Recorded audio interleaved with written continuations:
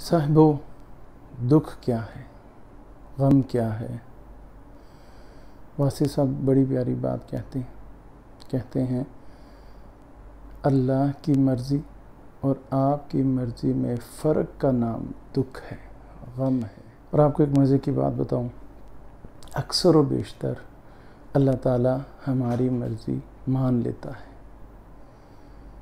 لیکن جہاں پر وہ اپنی مرضی کرتا ہے، اور وہ بھی اس کے فیصلے اس لیے اپنی مرضی پر مشتمل ہوتے ہیں کہ وہ ہماری بہتری کے لیے، ہمارے فائدے کے لیے ہوتے ہیں، لیکن جہاں پر وہ اپنی مرضی کرتا ہے تو اللہ کی مرضی کو جب بندہ مان لیتا ہے، اس کو صبر کہتے ہیں۔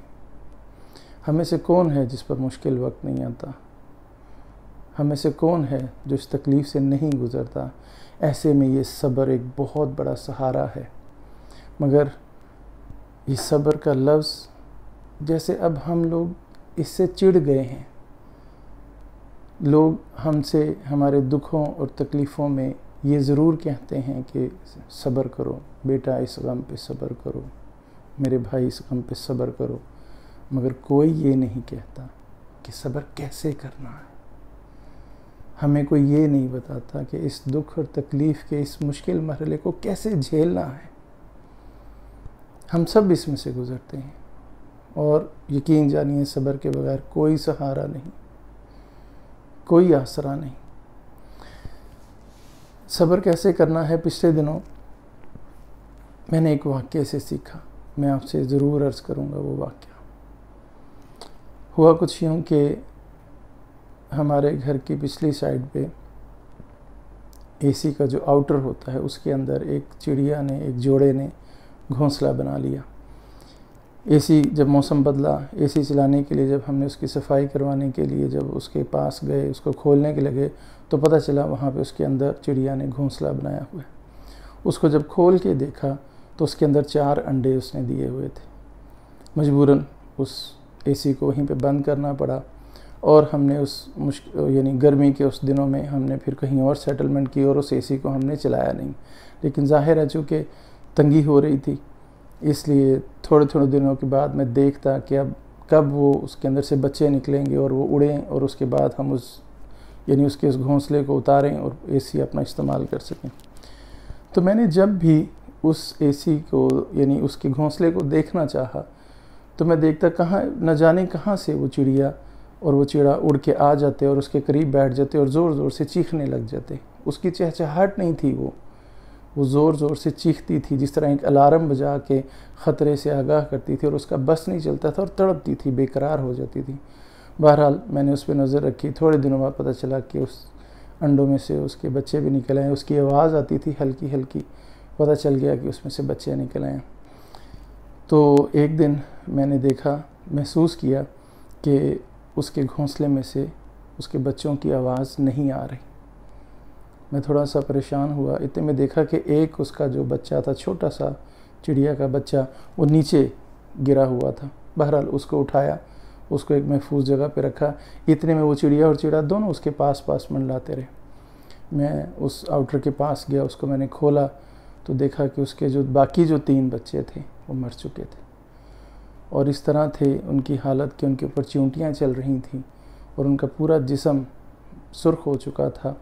لیکن ایک بات تھی کہ وہ بچے بڑے ہو چکے تھے، ایسا نہیں کہ چھوٹے بچے تھے ابھی صحیح طرح سے وہ شاید نکل نہیں پہ، ایسا نہیں تھا، وہ بچے بڑے ہو چکے تھے، مگر نہ جانے کس وجہ سے، نہ معلوم کس وجہ سے وہ بچے مر چکے تھے۔ اور ایک اور بات آپ کو بتاؤں کہ جس وقت میں اوپر چڑھ رہا تھا اس آؤٹر کو کھولنے کے لیے، اس کے بچوں کو دیکھنے کے لیے، اس وقت وہ چڑیا زور زور سے وہ الارم نہیں بجا رہی تھی۔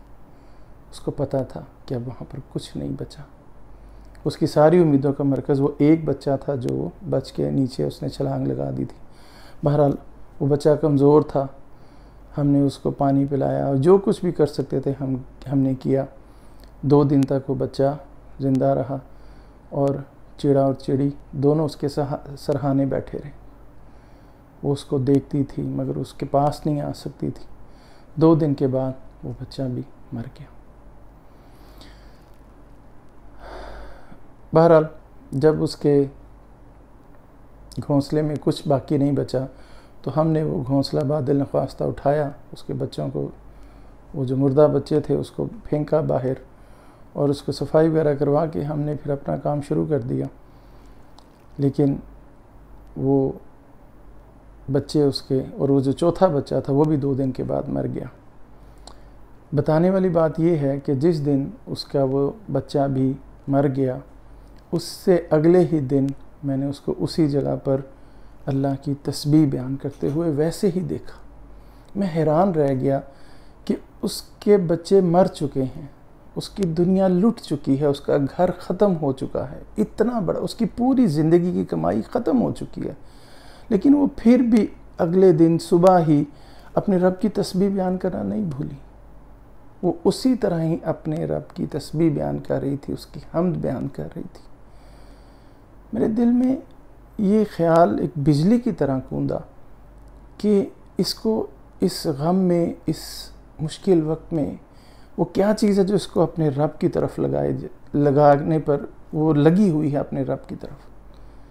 تب مجھے اس صبر کی حقیقت سمجھ میں آئی کہ صبر وہی ہے کہ آپ کے اوپر انتہائی مشکل ہو لیکن پھر بھی آپ کا راستہ، آپ کا سفر اپنے رب کی طرف رہے، یہ صبر ہے۔ اور آپ کو ایک اور بات بتاؤں، اس صبر کو مکمل کرتے چلے جائیے، اس صبر کی تکمیل ایک دفعہ کر دیجئے، یقین کیجئے یہ صبر بالآخر شکر بن جائے گا۔ کیسے اس وقت کو ہینڈل کرنا ہے، اس وقت کے اندر سے گزرنا کیسے ہے۔ اس وقت آپ دکھی ہیں، دکھی ہو لیجئے، رونا چاہتے ہیں، رو لیجئے، مگر اپنا راستہ، اپنی سمت اللہ رکھیے، یقین کیجئے اسی راستے پر چل کر صبر آئے گا۔ اور میں نے جیسے کہ کہا کہ اس صبر شکر میں بدلے گا، کیسے؟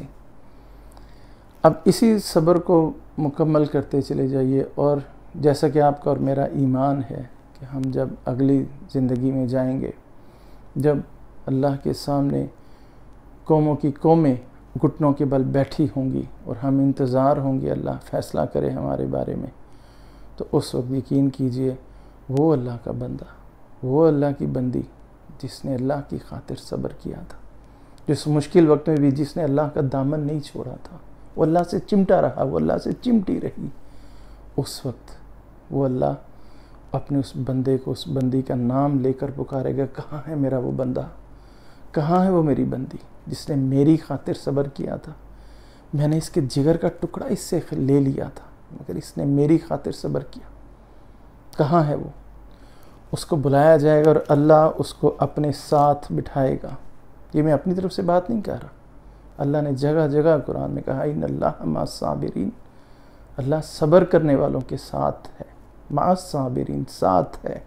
اس نے صبر کا اجر دیتے ہوئے صرف یہ نہیں کہا کہ جنت مل جائے گی، یہ مل جائے گا اور یہ مل جائے گا، اس نے اپنی ذات کا کہا کہ اللہ ان کے ساتھ، اللہ اس وقت ان کو اپنے ساتھ کھڑا کرے گا اور پوری دنیا کو، پوری مخلوق کو پریزنٹ کرے گا، یہ دیکھو یہ ہے میرا بندہ، یہ ہے میری بندی، میں نے اس کے جگر کا ٹکڑا اس سے لے لیا تھا مگر یہ میری خاطر ڈٹا رہا، میری خاطر ڈٹی رہی، یہ ہے عبد۔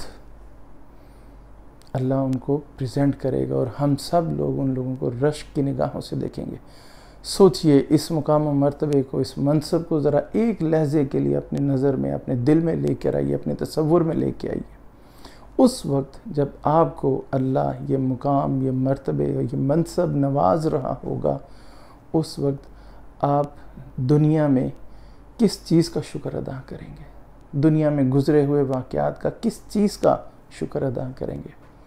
آپ اس وقت دنیا میں جو آپ کے اوپر سب سے مشکل وقت تھا، آپ اس کا شکر ادا کریں گے کہ اگر وہ وقت نہ آیا ہوتا تو آج مجھے یہ منصب نہ مل رہا ہوتا۔ تو میں نے جیسے کہ کہا کہ وہ صبر مکمل ہو کر شکر میں تبدیل ہو جائے گا۔ صحرائی صاحب نے بڑی خوبصورت بات کی کہ شکر کا درخت صبر کی زمین پر لگتا ہے۔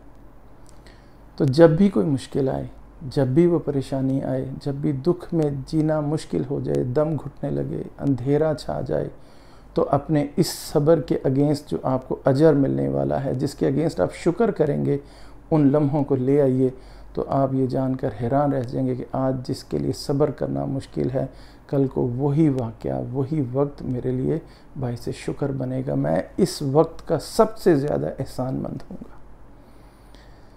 تو یہ میرے خیال کے مطابق کہ ہمیں صبر کیسے کرنا ہے، اور بس یہ امید رکھنی ہے، یہ اللہ پہ مان رکھنا ہے کہ وہ ایسا ہوگا، ایسا ضرور کرے گا، وہ اس کے صبر کرنے والوں کے ساتھ ہے۔